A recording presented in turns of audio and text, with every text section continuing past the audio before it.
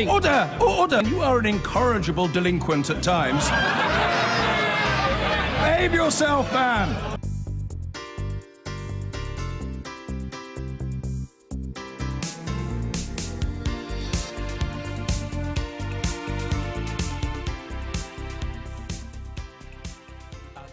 Now, within the last few minutes, Donald Trump has rode back on his failure to back his own intelligence agencies' evaluations of Russian meddling in his election in 2016.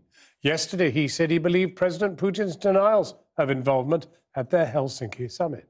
Tonight, he said, I accept US intelligence agencies' conclusions on Russian meddling. Lindsay Hilson looks back at a day of flack that followed the summit. He landed at night, and he won't have been happy with the verdict on his summit with President Putin if he woke up in time to watch his favorite morning show, Fox and Friends. You're standing next to Vladimir Putin, whose ultimate goal in life is to undermine our democracy. So it was that one moment that you had to stand up for your own country, to stand up for your intelligence community. And as we've said this morning, he did not do that. Unprecedented criticism from the channel that loves him. Nobody's perfect, especially in 10 intense days of summits, private meetings, and everything on his plate. But that moment is the one that's going to stand out unless he comes out and corrects it. On the opposite channel, a former CIA chief was more brutal. What Mr. Trump did yesterday was to betray the women and men of the FBI, the CIA, NSA, and others, and to betray the American public. And that's why I use the term that this is nothing short of treasonous, because it is a betrayal of the nation. He is giving aid and comfort to the enemy, and it needs to stop.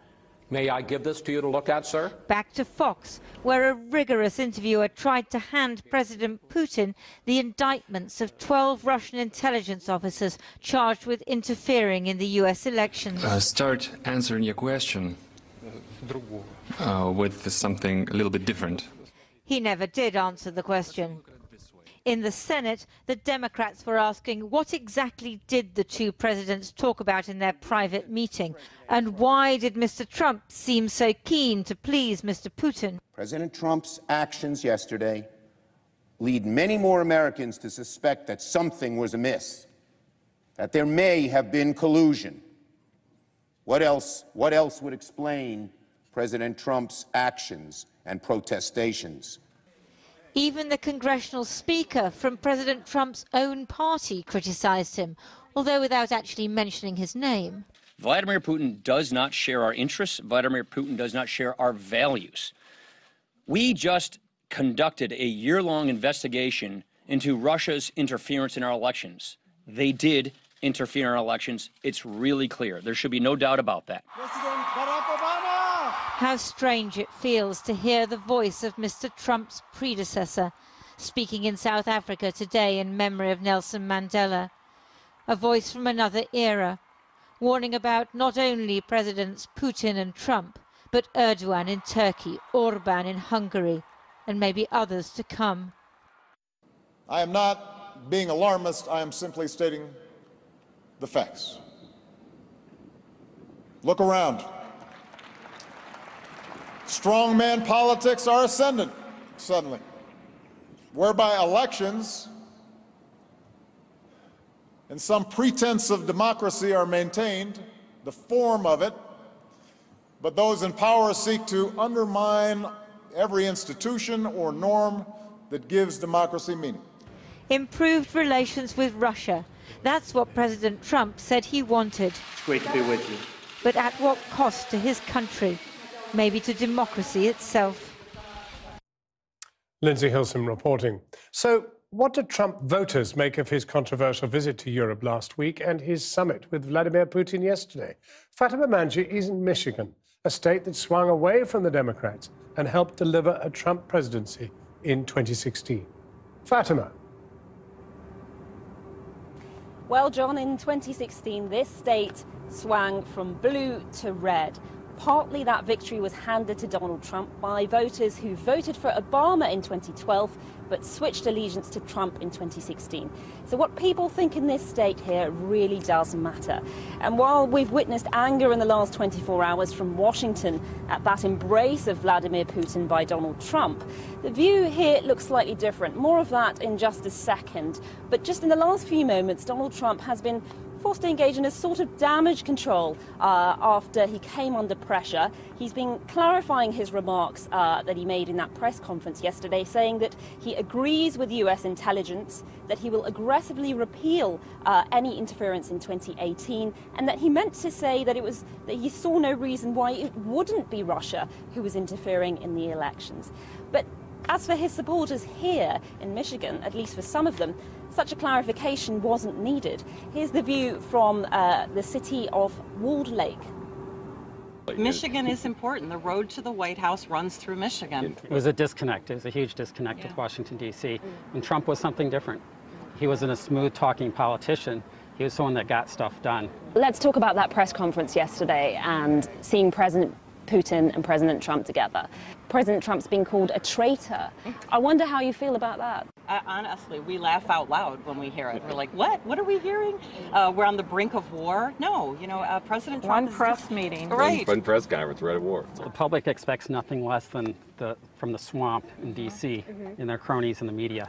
I mean, it's really, we expect nothing less. But you've got Republicans criticizing President Trump. Those are never Trumpers. And you know what? We love when Trump is Trump because it exposes them, and we love that. We love seeing it. We can focus on what Trump says in a press conference, or we can focus on what he actually does. Yes. And he's put people back to work, record low unemployment for Hispanics, for African Americans, record high employment for the whole country.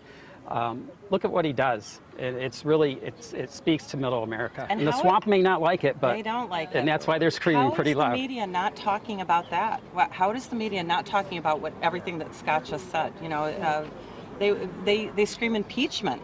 So screaming that he's a traitor, that's not very far off. So do you think that Russia did interfere in the election? No. The United States meddles in elections. What's sad is that President Obama chose to do nothing about it. He was the president when this happened, and they knew about it, and they chose to do nothing. There was no collusion. That's what the no mainstream. But there's been meddling for years. There's been meddling. There's been meddling for years. It didn't change the outcome. See, this is the thing. We're on the ground, so we're talking to voters all the time. That's all we do, is work on campaigns. People love this president. That's why President Trump won. They just can't handle that. They keep needing a reason, an excuse. How did this monstrosity happen? How did this abomination make it to the White House? The truth is the American people love him, and they still support him. But not all the American people love him. I mean, half the country is divided, sure. You're right, and they either love him or hate him. We talked about that before. There is no middle ground right now, which is a shame. But they sure do like the record employment. Exactly. So you think that this press conference... You think that this press conference with Putin isn't going to change people's opinions? If you love him, you love him. You hate him, you hate him. That's the way it was a 1-hour press conference after a 2-hour private meeting. We have no idea what happened in the private meeting.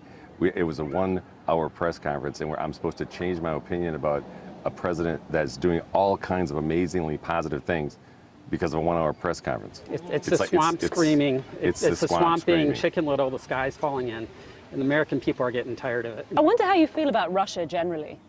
Do you think Russia is an ally for the U.S.? Well, they're not our friend. They are not a friend. They're a political foe. But if they're a political foe, then why is President Trump reaching out to them in this way? Why wouldn't you? Why wouldn't you become friends? They have the largest nuclear arsenal after the United States. Do you think that any of this will affect what people are saying to you when you're out campaigning? For 2018 or 2020? Both. No. Not for 18. No. It all comes down to the economy and jobs. Are they making more money? Is there more money in their paycheck? Can they provide for their family and kids? So to those who are calling President Trump a traitor, and to those who are critical of him, including Republicans, what's your message? It was one meeting. Yeah. I think they better get on the Trump train and start enjoying their life again. You've been in the swamp too long. Get back to middle America and see what matters. Yeah, they ought to go get a job. They need to get unelected and go work in the real world. Fatima Manshi taking the Trump temperature in Michigan.